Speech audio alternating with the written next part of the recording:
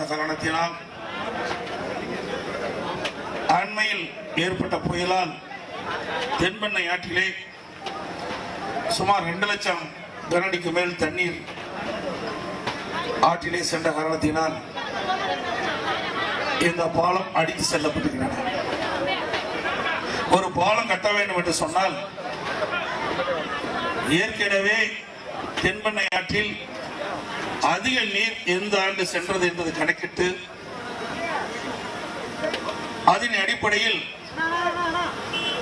பாலத்துக்கு வடிவமைப்பு ஏற்படுத்தப்பட்டு பாலத்தை கட்டியிருந்தால் இந்த பாலம் சேதம் அடைந்திருக்காது. எந்த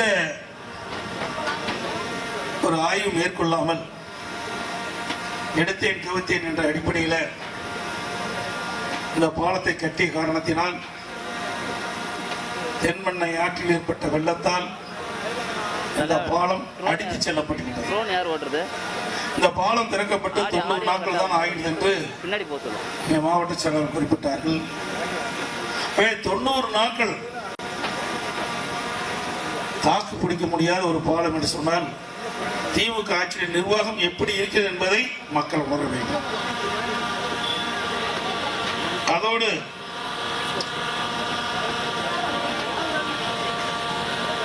ஏற்கனவே இந்த பாலம் கட்டுகின்ற பொழுதே நீர்வளத்துறை அதிகாரிகள் குறிப்பிட்டிருக்கிறார்கள்.